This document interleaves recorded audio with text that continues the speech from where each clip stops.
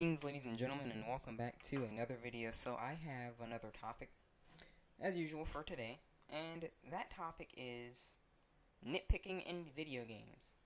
Now, if you don't know what nitpicking in video games is, which is something I usually like to call it, it's usually a trend to discuss the flaws of a video game. And we saw this in a myriad of games, and most of them were indeed deserved, but some of them, in my opinion, just get out of control.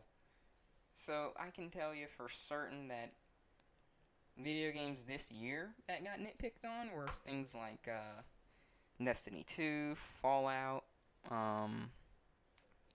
what else? The Call of Duties, and more. And I'm not saying that they didn't deserve it. I'm not saying it wasn't deserved at all.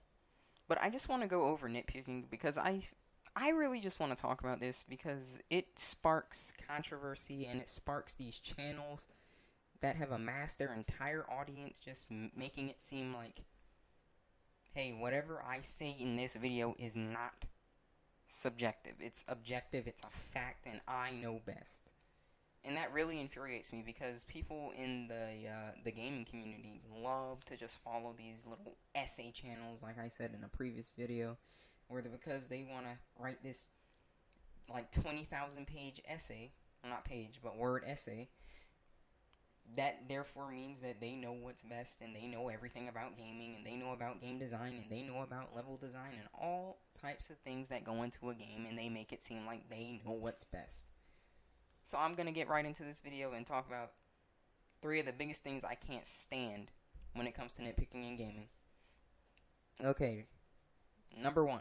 It only takes one issue to start this entire chain reaction of bullcrap.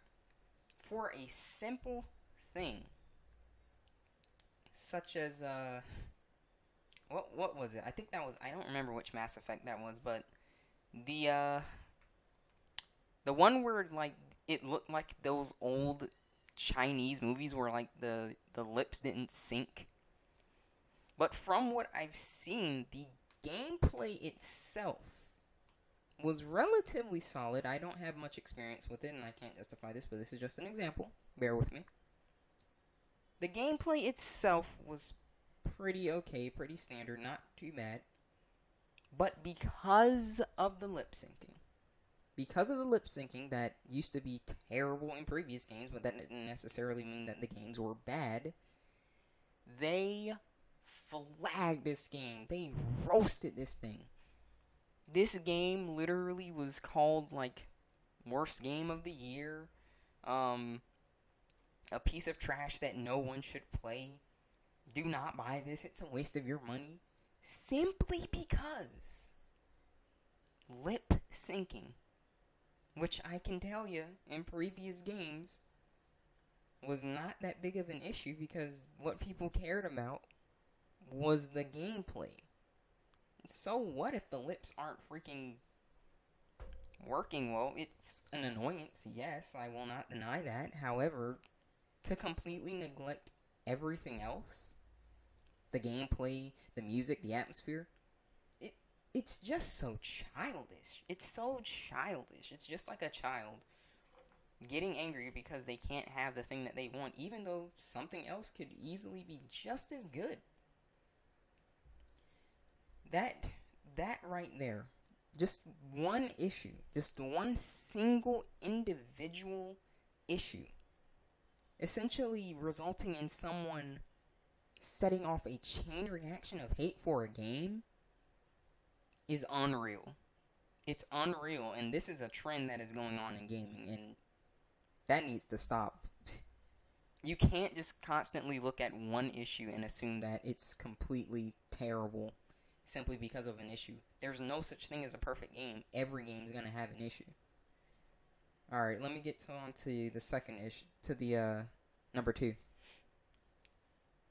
It's based on opinion, guys. It is 100% based on opinion. Now, I know that I just mentioned, what was it, Andromeda? I think that was Andromeda. With the lip syncing, and that was a fact. But, get this. Only certain people even really gave a crap about the lip syncing. But everyone and their mom who took the time to write that 20,000 word essay, record it to YouTube like how I just said, and just claim that this is not subjective, this is objective, it's a terrible game. Everyone and their mom went with that opinion. They went with that opinion. They didn't give any input themselves. They just followed right along like a little sheep and went with that opinion. And you know why? Because it was trending. It was popular. These cycles of hate for a video game, they only go along because it's popular. If it's popular to praise the game, it's gonna get praised. If it's popular to hate the game, it's gonna get hated. And that's because, as usual, people want to fit in. They want to say, hey, well, my friends are saying this game's bad, so I'm going to say it's bad. Or my friends are saying this game's good, so I'm going to say it's good. I'm not going to actually put any input on how I feel about it. I'm just going to go along with how a lot of people feel about it. And like I said, this is usually an opinion that people really want to believe is objective instead of subjective, which results in everyone and their mom hating on a product that in reality, a lot of times doesn't need to get hated on. Sometimes it's usually a pretty solid product, and I'm not gonna lie, I know. Trust me, I know. When there are games out there that are just, they don't deserve crap. And it's not due to the developers like people like to believe. It's due to the freaking publishers that wanted to make money over a good product. So I can completely understand the outrage in certain scenarios, but when you're talking about one issue and just randomly hating the game because it's popular to do, and you're not even actually giving proper evidence to justify your disdain for the game, it just shows you're just here for the trend. You're not really there giving feedback. You're just there for the trend. If it's good, you're going to be there. If it's bad, you're going to be there. You're not actually going to tell how you feel because you want to fit in with a little hurt. And that pisses me off because everyone needs to give feedback in the community of gaming or whatever it is. Everyone needs to give feedback, not just some YouTuber that makes 30-minute videos writing essays that sound good so people just automatically assume that they're right without any experience themselves. That's not how that should work, guys. Everyone needs to give feedback.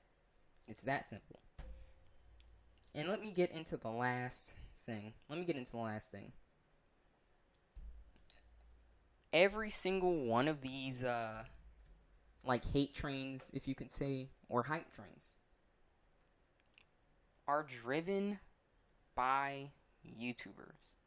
And you know what kind of YouTubers they're driven by. I've already told you about them in previous videos and in this video. The ones with the essays, the ones with the clickbait title, the ones that are hopping on the train, the ones that are like, oh, this game's great. And then literally 1 week later, when everyone's hating on the game, I was wrong about this game. This game is absolutely terrible because I'm gonna hop on this trend and insert this little clickbait title because I want ad revenue. And I want likes. And I want fame. And that's so freaking infuriating. The fact that people are so quick to make this 30-minute video praising this product because it looks good for their channel. And then the absolute moment that it looks bad and that it's starting to trend as bad, you reverse your videos stating about how wrong you were and how you really needed to take the time to look at this, when in reality, all that really showed at the end of the day, guys, is that they're just after the money. They don't give two craps about the actual state of the game. They don't care if it's good or bad.